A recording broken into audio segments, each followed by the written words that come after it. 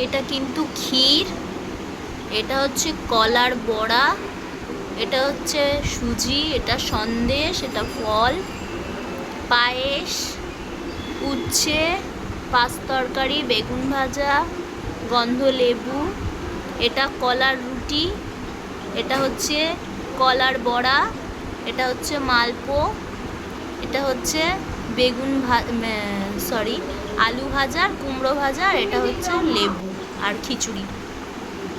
তো তোমাদের ভালো করে সব দেখিয়ে দিলাম। তো আর একটা রাধারানীর পছন্দের জিনিস আছে, সেটা হচ্ছে গাটি কচুর তরকারি। সেটা করা হয়নি, সেটাও রাধারানীর খুব পছন্দ। তো ক্ষীরটা ওনার খুব পছন্দ, তাই ক্ষীরটা বানিয়ে নিচে কিন্তু এটা মালপোর সাথে দেওয়া হয়েছে ক্ষীরটা দিয়ে। উনি কিন্তু এটা খেতে খুবই ভালোবাসতেন, তাই এটাই দেওয়া হয়, প্রতি বছরই দেওয়া হয়। আর কলার বড়া। তো এইগুলো রান্না করেছিলাম, তোমাদের ফাইনালি দেখিয়ে দিলাম। সো হ্যালো গাইজ, তোমরা সবাই কেমন আছো? আশা করি তোমরা সবাই ভালো আছো, আমিও ভালো আছি। তো সবাইকে আমার প্রণাম। তো ছোটোদেরকে আমার অবশ্যই ভালোবাসা। তো এদিকে দেখো সন্ধে দিয়ে নিয়েছি। তো আমাদের দুপুরে খাওয়া দাওয়ায় কিন্তু ওই প্রসাদই ছিল। তো সবাই কিন্তু আমরা প্রসাদ আহারই গ্রহণ করেছিলাম। করছি গাইজ, দাঁতে প্রচণ্ড ব্যথা করছে। তো বাবার শরীরটা ভালো না, তোমরা জানো। তো চলো কিছু একটু কিনে নিয়ে বাড়িতে যাবো। ভীষণ পরিমাণে দাঁতে ব্যথা, ভীষণ পরিমাণে। তো আমি কিন্তু যতটা না স্কিন কেয়ার করি, আমি কিন্তু তার চেয়ে বেশি দাঁতের যত্ন করি। দাঁতে জানো আমার প্রচণ্ড পরিমাণে ব্যথা। তো এই মানে প্রতিদিন রাত্রে শোয়ার আগে একবার ব্রাশ করি। তো বাড়িতে যাব, দেখো এতটা দাঁত শিরশির করছে। তো তার আগে ব্রাশ করে নিলাম। তো তোমাদের দাদাভাই বলছে তোমার দাঁত তুলতে হবে। তো আমি বলছি যতদিন এরকমভাবে চলা যায়, তারপরে না পারলে অবশেষে দাঁত তুলেই আসবো, কিছু যদি না করার থাকে। তো ওই চুলগুলো বেরিয়ে আছে আমার মাথায়, দেখছো ওগুলো কিন্তু আমার নতুন বেবি হেয়ার। তো অবশ্যই চুলের তেলটা বানালে তোমাদের সাথে অবশ্যই শেয়ার করব। তো কিভাবে আমি মাথার চুলের তেলটা ব্যবহার করি, তেলটা বানাই, তোমাদের সাথে অবশ্যই শেয়ার করেছিলাম। তো আজকে ওই খিচুড়ি ভোগ দেওয়া হয়েছিল, তো সেটাই খাওয়া হয়েছে। তো চলো, শরীর কেমন আছে এখন? শরীরটা আমার আজকে অনেকটা ভালো আছে। লিস্টটা দেখে আমার শরীরে ভালো লাগে। কেমন হাসা দেখো। আর এই যে আর একজন ঘুমাচ্ছে, কিন্তু শনি রবিবার এখানেই থাকে। খারাপ ছিল। তো রাত্রিরে হসপিটালে গেছিলো সাগর দত্তে, আবার গিয়ে ইঞ্জেকশন খেয়ে আসছে। তো আমার বাবা কিন্তু বিশ্ব কমেডিয়ান মানুষ। তো ভীষণ মানে বিভৎস পরিমাণে হাসাতে ভালোবাসে। একটা মানে ভীষণ হাস্যকর মানুষ। সেই মানুষটার যদি শরীর খারাপ হয়, যেন প্রতিনিয়ত কাজে যায়, প্রতিনিয়ত 12 মাস একদিনও কামাই করবে না। সেই যে সকাল 9টায় বেরোবে, রাত 10টায় বাড়িতে ঢুকবে, মানে কাজ ওনার একদিনও কামাই, কাজ বন্ধ করে দিলে নাকি সংসার চলবে কিভাবে তার চিন্তা।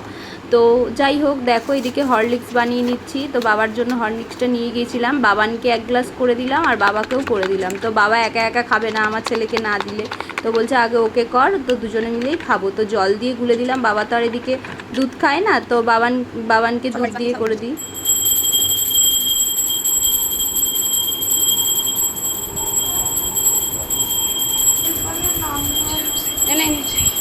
তো ফাইনালি দুজনকে দেখো হরলিক্স বানিয়ে দিলাম, আমার ছোটুয়াও খেয়ে নিল। তো আমার বাবাও এদিকে খেয়ে নিল। তো এদিকে বাবা দেখো কথা কে কার শোনে, দাঁতে ব্যথা বলছি কোনো কথা শুনছে না, তাও ফুচকা এনে দিয়েছে। আবার ফুচকা খেয়ে নিতে হচ্ছে আমার দাঁতে ব্যথা, তাও দেখো আমি এক সাইড দিয়ে খাচ্ছি। তো মিষ্টি দিয়েছিল মা, ক্ষীর দিয়েছিল মা, ক্ষীরটা খাইনি আমি, এতটাই দাঁতে যন্ত্রণা। তো এক সাইড দিয়ে আস্তে আস্তে করে খেয়ে, নাহলে বাবা কথা শুনবেই না, খেয়েও যেতে হবে, আবার কিছু আনলে সেটাও খেতে হবে। তো ভাই ওদিকে ঘুরতে গেছিলো, ভাই ঘুরে এসে চলে এসছে।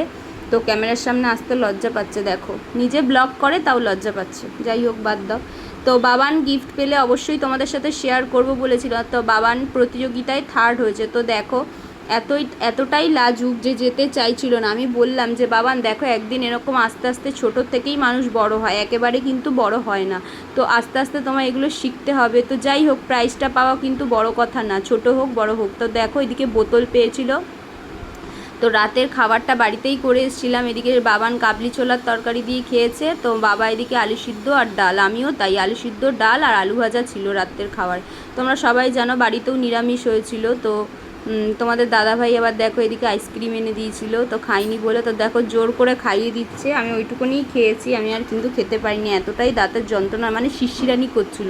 আবার সকালবেলা দেখো যেই গোলা রুটিটা তোমাদের সাথে শেয়ার করেছিলাম ডিম দিয়ে, তো ওইটা চটজলদি হয়, তাড়াতাড়ি হয়, একদম সকালবেলার টিফিন ওটা বানিয়ে নিতে পারো। তো এইদিকে দেখো বাবান আবার আখের রস নিয়ে এসছে বাবার জন্য, মায়ের জন্য, নিজে খেতে গেছে নিচে, আবার আমাদের দুজনের জন্যই নিয়ে এসছে। তো দেখো সন্তান মানে কতটা মা বাবার জন্য চিন্তা করো, ওইটুখানি একটা ছেলে তো নিজেও খেয়েছে, আবার আমার জন্য বাবার জন্য নিয়েছে, আমরা কিন্তু জানিও না। তোর বাবা ওকে 50টা টাকা দিয়েছিল।